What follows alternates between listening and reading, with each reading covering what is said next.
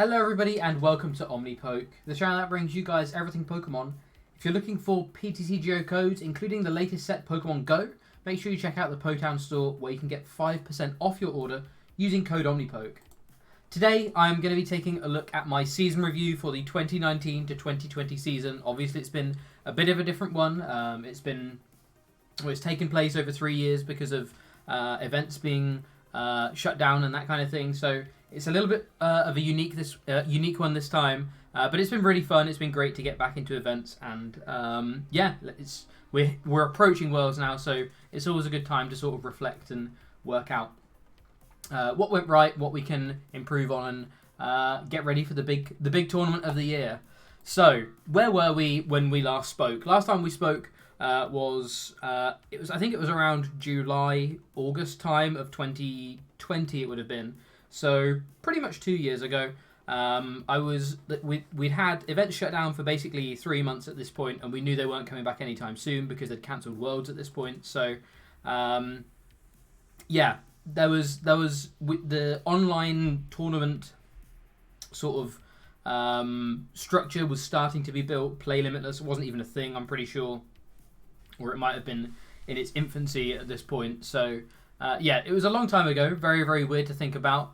I was on 481 championship points, which was 77 more than the previous season, so I was already pretty happy with that. My goal for the season was 500, so given that we had 2/3 of the season, I felt like I was on track to achieve that goal. I'd attended 30 events, which was quite a lot. I was really gunning for the EUIC and NAIC stipends that season. I didn't end up getting EUIC, but I really wanted to go for NAIC, so I was going to lots of cups, lots of challenges, as well as many sort of premier events as possible. At the time I think it was 2 day 2 finishes, and we had EUIC to come, so I still feel like it was possible for me to get NAIC stipend. It was still definitely something that was on my radar. At the time, my most successful deck was Ability Zard, which was kind of crazy to think about, given that tag teams haven't been a thing for a long time. We're getting ready to rotate the first series of the first block of Sun and Moon cards. The first block of Sword and Shield cards, probably in sort of February time next year, which is pretty crazy to think about. We started this season with Sword and Shield cards, let alone Sun and Moon cards, let alone Sword and Shield cards. So yeah, very weird to think about. And yeah, most successful events were Malmo Regionals and that Limitless Qualifier 4. So yeah, this season opened back up in March. There were a total of 6 premier events in Europe, so lots to get involved in. It was great fun. There was there was a lot going on. We had an IC in the region. We had a triple weekend where there was back-to-back events, which was crazy. There was a lot of really, really exciting things about the season. I took part in 5 premier events as a player, as well as 1 commentary opportunity in the 6th. So I was actually involved in all 6 of the large-scale events in Europe post-COVID, which is great to say. I'm super glad I was able to take part in all of them in some capacity, whether it was playing or commentating. 180 CP is what I earned, putting me on 661, which was well above my goal. I was aiming for 500, if we're still looking at sort of last year's goals, so that was great. My best deck by far was Mu VMAX. It was actually the only deck that got me points across these 5 premier events, so by default it was pretty much the best deck I played. And yeah, 1 commentary opportunity for that LILLE Regional Championships, which was honestly an absolute honour, and I definitely will want to take up more opportunities as and when I can. So onto the events a little bit more specifically. The first was Liverpool Regionals. This was right around the time that they announced they were going to be doubling the amount of day 2 invites to the World Championships this year, which was really important because I was sitting at, I think it was 38th place with my 481 points, knowing that there was still a lot of points available in 5 premier events plus EUIC, I guess 6 premier events. 5 of them being regionals level and 1 of them being IC level. So I knew there was a huge amount of points available, and just having 481 points already and being in 38th didn't really mean anything. There was still going to be a lot of points that people were going to be getting. So I knew I was going to have to still work for it, but I felt like I was in a really good position in the first place to try and go for at least top 44. I kind of predicted 650 as the cutoff, and it turned out it was 660. So I wasn't too far off with my prediction, and because I was only I was under 200 points away, it felt like if I just played somewhat consistent decks throughout the season, really tried to not do anything crazy, not try and win any tournaments necessarily, just try and play something that would be guaranteed points at each of these events, because I had intentions of playing all 6 of the events. Just playing something that would get me points at each of these events was the most important thing, because that would be enough, bare minimum, that would be enough to get me to around that 650 mark, which is kind of what I was aiming for.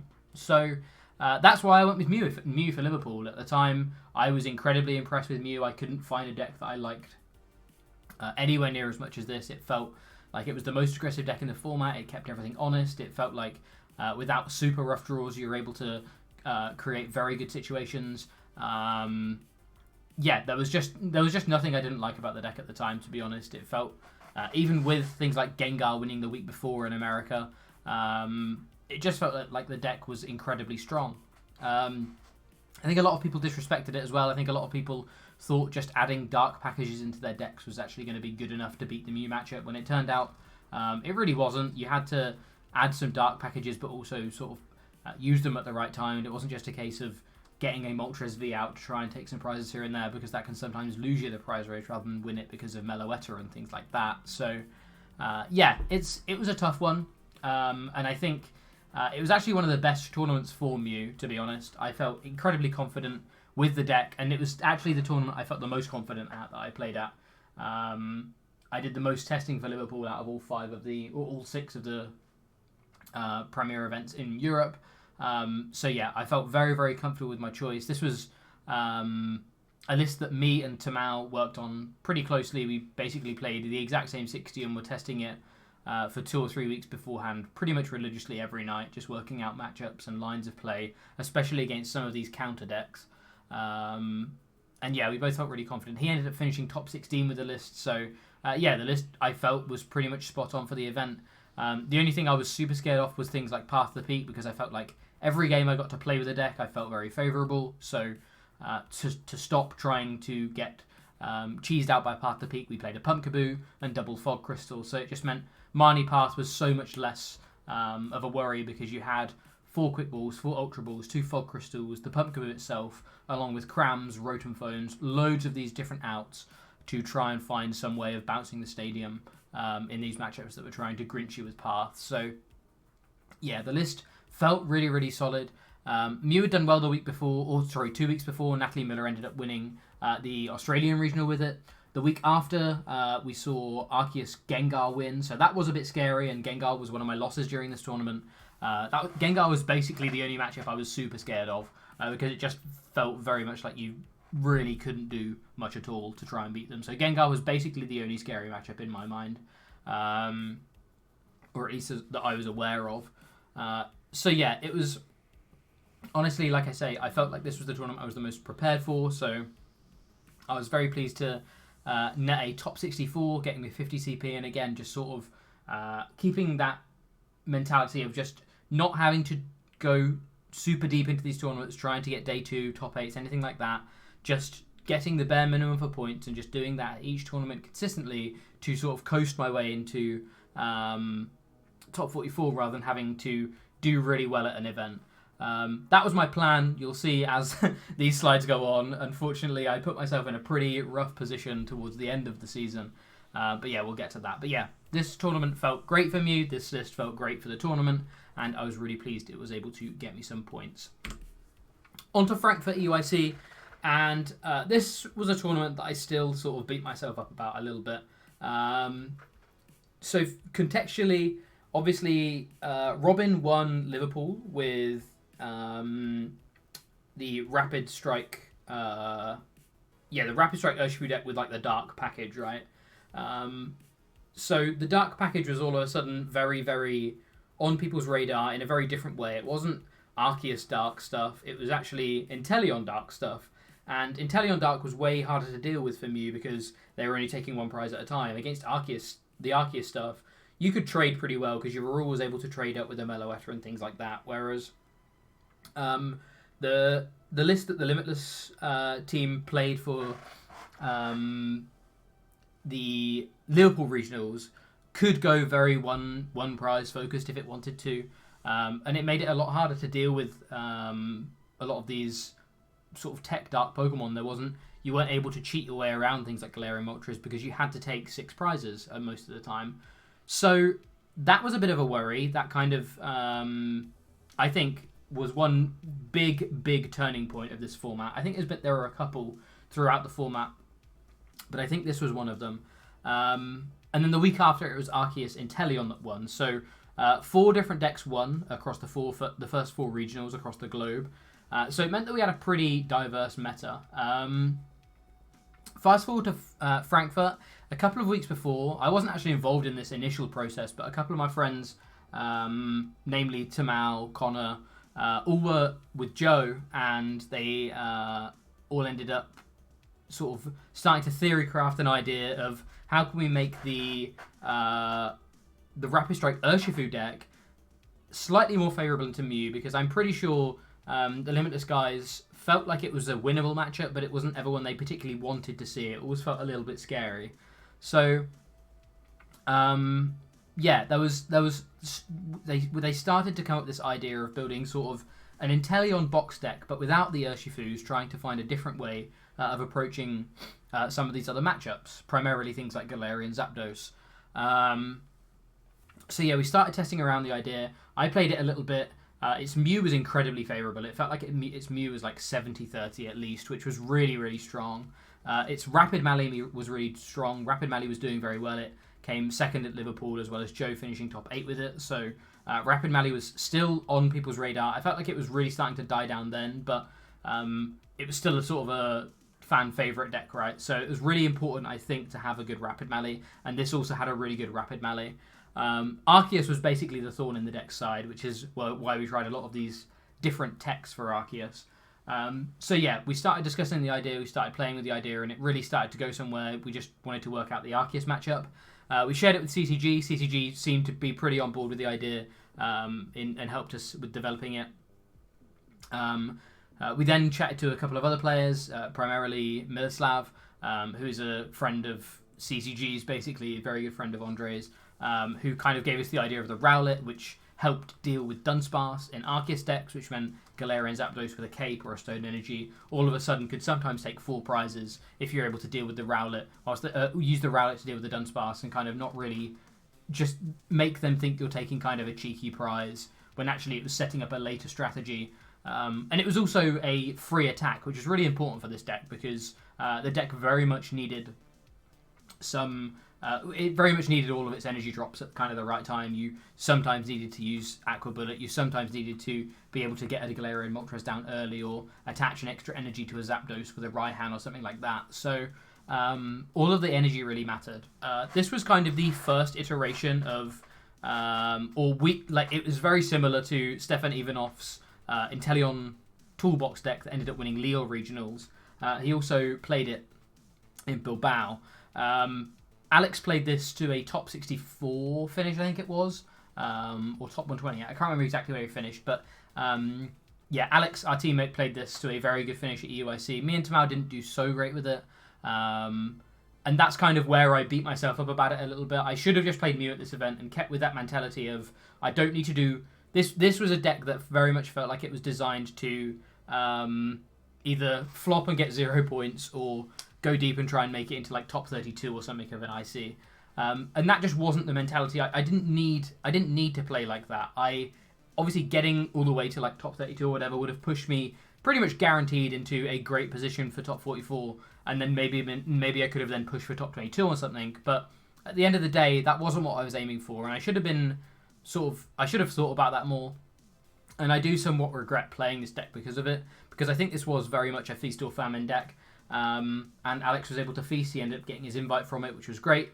But me and Tamal, it was a bit of famine, as well as Connor Bird, who also played it, a good friend of ours. So, yeah, Andre did really well with it as well. So it wasn't like only a couple of us. Miloslav also did well with it. So, it wasn't like the deck was a complete flop and it was only Alex that did well, but it's just, again, it felt very much feast or famine, and I wasn't on the right side of getting points with it, which is something, like I say, that I do beat myself up about a little bit, because I've mentioned a couple of times in this video, I knew what I had to do. I knew I just had to play consistent and not necessarily win the event, but just go for a good record to get points. And this deck this deck wasn't built to do that. This deck kind of came from the mentality that Tamao was pretty much happy with where he was in the season. He knew he wasn't really going to be going for top 44 or top 22 without a very strong finish at the IC, because he wasn't going to be going to any of the other regionals other than like Milan. So he was pretty happy to play this deck because he was in that kind of feast or famine mentality, right? Whereas I was in a very different position to him, and I should have analysed that and played that slightly differently. Regardless, I think the deck is really good, and I think the fact that this kind of list evolved into, or I feel personally, was what evolved into Stefan's winning LILLE deck. So I felt like we were on the right lines with this. We weren't sort of too far off the mark. There's obviously the Gossifleur and the Elder Goss, which, in all fairness, Pedro took to a top 4 placement, playing a similar list but with the Urshis, obviously.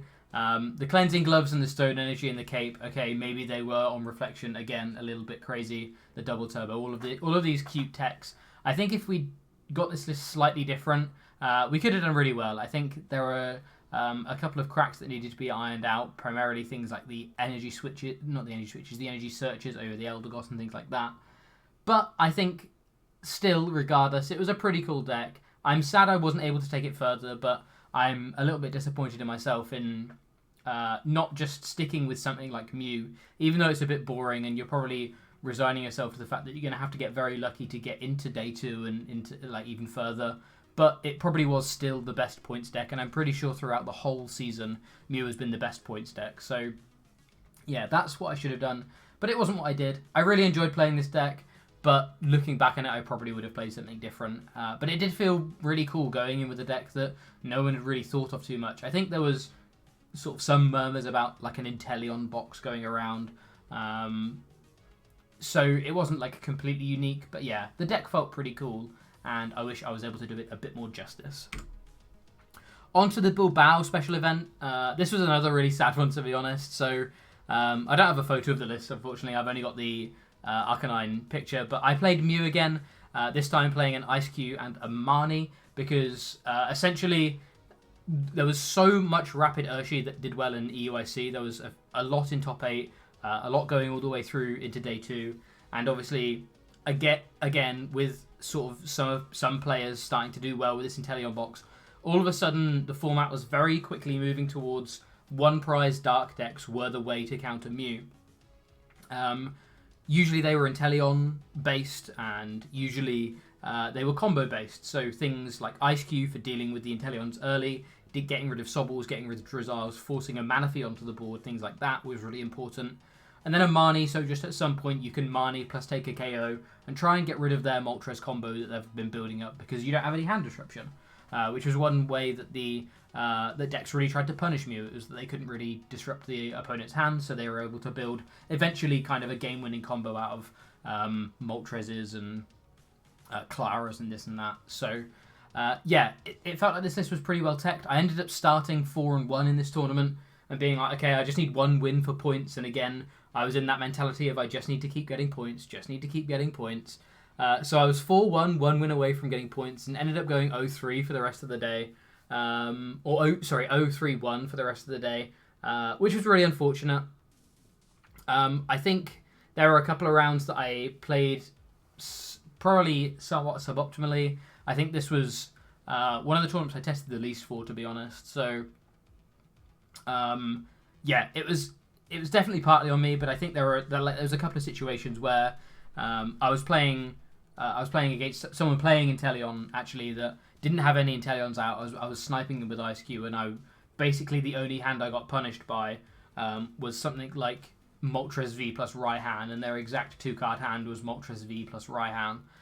which was just pretty crazy. And it was those kinds of situations that ended up meaning I finished on 441, which was, I think it was top 128, but even if it wasn't, it definitely wasn't CP. And that was a real kick in the teeth. I, at that point, pretty much thought, okay, I'm either going to have to like top 64 all 3 of these next events, because at this point I was on 631. Sorry, 531. I was thinking I'm going to have to top 32 or top 64 all 3 of these next events, or all 3 of the 4 next events that we had left. Oh no, we only have 3 at this point. Yeah, 3 of the 3 events we had left. I was thinking I'm going to have to top 64 to really have a chance at top 44 here. So this was a real kick in the teeth. I had a great time in Bilbao. I love Bilbao. I've been a couple of times now for Pokemon tournaments. There's a brilliant museum there. The food is great. So it was honestly a wonderful weekend, but an unfortunate one because, yeah, starting 4-1 to then miss points always does feel pretty salty. But yeah, on to the LILLE regionals, and I was actually fortunate enough to be able to commentate this one with Joe and Alex. At this point, when receiving this offer, I kind of resigned myself to the fact that I probably wasn't going to be getting top 44. I was still going to Bremen, I was still going to Milan. But at the end of the day, I was kind of content that this was my season pretty much up. Any bonus points would have been great, but I'd hit that 500 point mark. I'd made at least one day 2 made it points at least one post-COVID tournament. Really wanted to go for that day 2, but regardless, you know, I was pretty much happy at this point to say my season was rounded up. So took the opportunity to commentate LILLE. It was great fun. We did it from Joe's house rather than at the tournament, which was it proved challenging, but we definitely made it work, and it was a lot of fun. We had a great time, and I think all 3 of us would definitely do it again. It was obviously a brilliant weekend, and that was the weekend that Stefan ended up winning with Bird Box with Rowlet, and I think its name is Brindiboo in French. Yeah, that was a great weekend. It was a great tournament to watch Stefan winning. It was a great tournament to watch our teammate Maze doing well. I think he was playing the sort of Bird Box list as well, the Inteleon Bird Box, and was able to get top 8 in that tournament. So, yeah, really, really great to follow some of our players go through with a list that, again, we felt like we'd somewhat curated, or at least helped curate in the first instance. So, yeah, it was a great weekend. Definitely will be doing more commentary, hopefully in the future, whenever I'm asked, because I had a lot of fun and really enjoyed it. So, then we hit Bremen Regionals in LILLE. Obviously, the big sort of story of LILLE was Arceus Gyarados, Jolteon going, I think it was 801 in day 2, basically pushing its way into top 8 very, very early in day 2, and then making it all the way to the finals. So Jolteon all of a sudden was very much on people's radar. Arceus, people have started moving away from playing Arceus with Inteleon and back to Jolteon, or back to Bibarel with Jolteon. So that was very much on people's radar. At the same time, in America, there was an American regional going on, and Grant Manley ended up finishing 10th place with Arceus Malamar.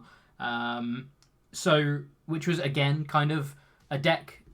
It was a deck in a known quantity. No, like, people knew that Arceus Malamar was a thing, but it was just quite interesting that during both of these weekends, both of these decks ended up doing well. I think it was also Arceus Bibarel that ended up winning that regional as well. So it really very much felt like Arceus Bibarel was the way to play Arceus for now.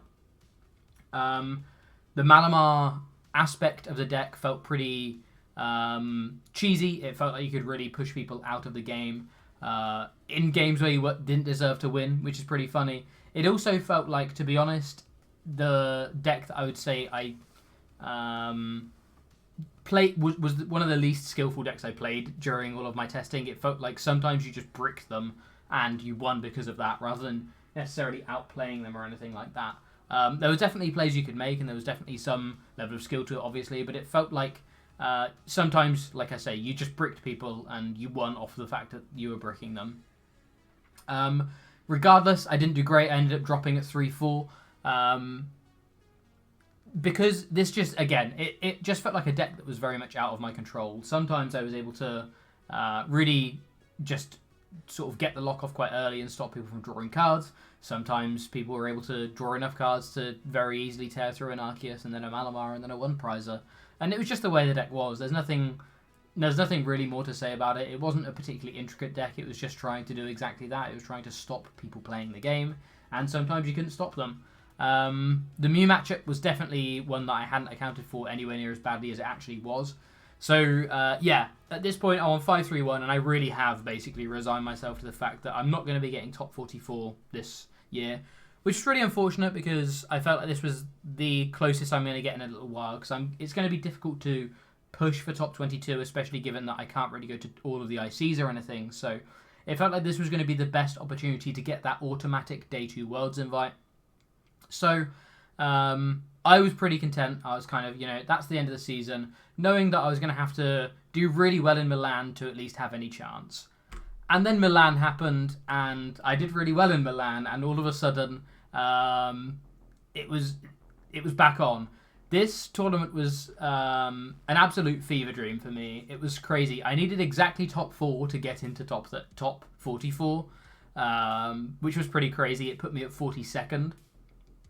So managing to finish top 4 is an absolute miracle anyway. It was... I cannot state how lucky I was with some of the coin flips and dice rolls and that I got this weekend. It definitely was a weekend where I was... Lady Luck was on my side for sure, but it's part of the game, and I was super pleased to be able to make top 4 and get one of these really nice medals, the semi-finalist medal that I have hanging up in my room now. It's definitely my crowning achievement of the TCG, so I was super pleased to be able to do well. But on top of all of that, the tournament itself was just absolutely crazy. My friend Ben, who had been playing more than any of us throughout the whole COVID period, who just earned his Worlds invite the week before, but really, I think, was starting to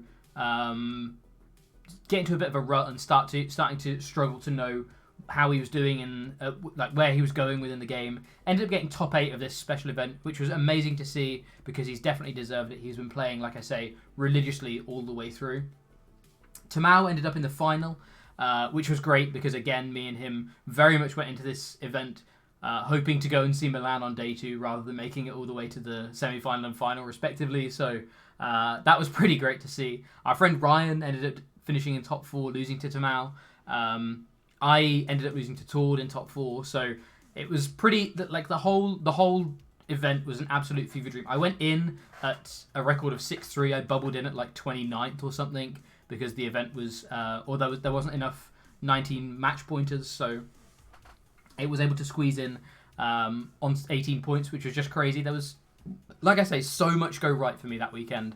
But it meant that I was on 661 CP, and it put me at 42nd place. And all I had to do was basically survive Milwaukee Regionals and survive NAIC. There was around 7 or 8 players that I knew going to NAIC that could overtake me, and all I had to do was survive that. The list was pretty straightforward. It was just the Tower of Darkness build. I felt like it was time to go back to something pretty standard with Mew. It was the best deck in format again. I felt like it was the best points deck in format. I felt like it has been the whole time. And it just felt right to go back to the triple double turbo build. It felt like it was the most aggressive build. It felt like Deoxys added some options. Tower of Darkness for some additional draws, and just keeping things simple, to be honest. And yeah, definitely a wise decision on my part because I ended up getting top 4. So yeah, fantastic event. Definitely my favourite event of the whole season, to be honest. And that means the final results. Like I say, I had to survive Milwaukee and NAIC, and I did. I finished in 43rd. I finished with 661 CP, which is my highest ever total CP. So that was a very, very big achievement for me. I'm super pleased with that, regardless of that top 44 placement. But finishing in top 44 is definitely, again, very crazy to me. It's something that I never thought I'd be able to achieve a day 2 invite. So I feel incredibly fortunate, incredibly blessed to be in this position, which is fantastic. And I can't wait to hopefully really try and make the most of Worlds this year and try and do as well as I can because of having this fantastic opportunity and being able to travel around the world to play in events again has just been brilliant. I can't wait to do it some more next year, hopefully in some different locations, hopefully being able to go to NAIC and maybe even OCIC. All of these things would be great. But yeah, just being able to even say that in a sentence and it be plausible again just felt fantastic. So, last season's goals. Obviously, I kind of talked about these in the video when we wrapped up the season just after COVID, but I will go over a couple of them again. World's Invite I did get. Win 3 cups. I went back and watched this video and it looks like I finished with 2 cup wins. So,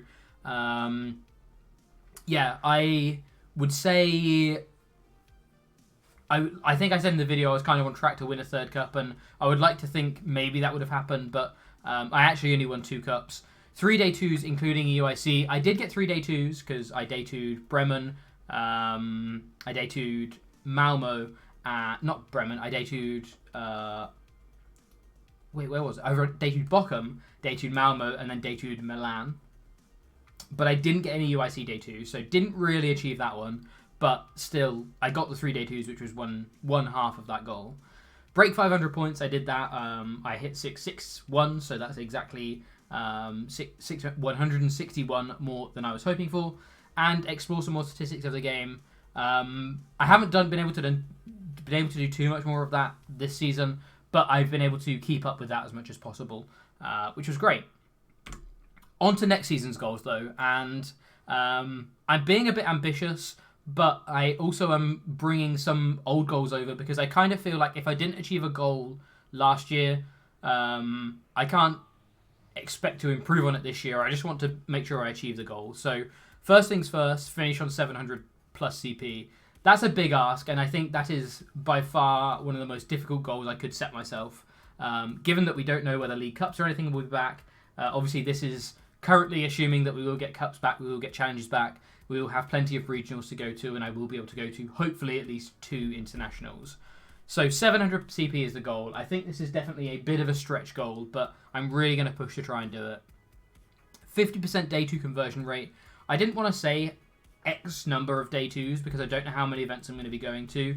If I say a really low amount and I go to loads, it's going to seem like a kind of a silly goal. If I say a really high amount and only go to that many regionals, it's going to be a very unrealistic goal. So I think the best way of doing it is saying over 50% day 2 conversion rate. I think, honestly, I was going to put 66%, but I think there is still, obviously, some level of variance in the game. So 50% day 2 conversion rate, but I want that to include EUIC this year. I still haven't day 2'd an IC, and I am determined to do so this year.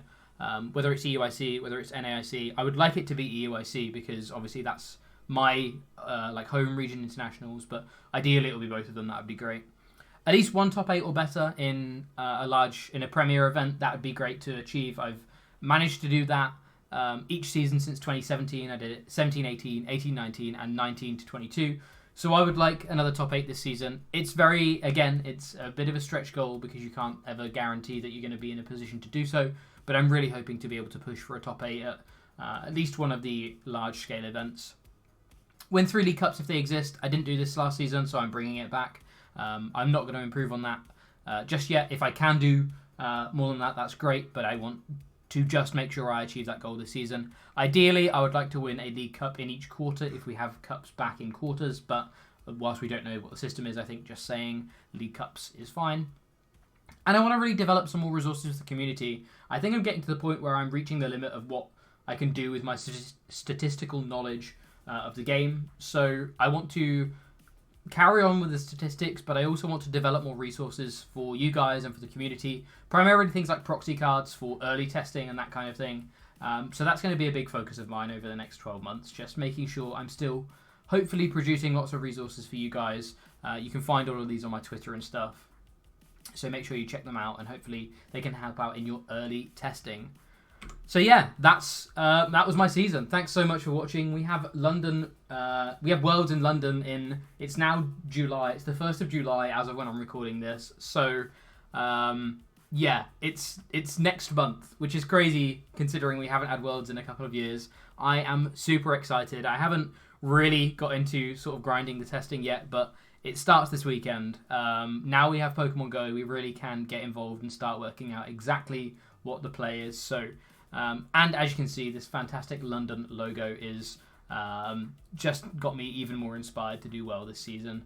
The fantastic opportunity I've been given with the day 2 placement, the location of worlds, the fact that we haven't had it for a little while, and the fact that I feel like I'm in a position, I'm in a headspace that is going to let me hopefully test as much as possible and really try and do well. So I'm determined to do well this year. I'm really looking forward to testing and working out what the play is and this kind of stuff. But I'm also really excited just to get back to Worlds and see all of the people from all over the world finally back in one place, being able to celebrate the game. So yeah, really exciting stuff. Thanks so much for watching. It's been a bit of a ramble as always, but these videos I think are really important to take a look at and sort of analyse to improve yourself as a player. I've been Jack from Omnipoke. Thanks so much for watching, and I will see you guys in another video soon. Cheers, everyone.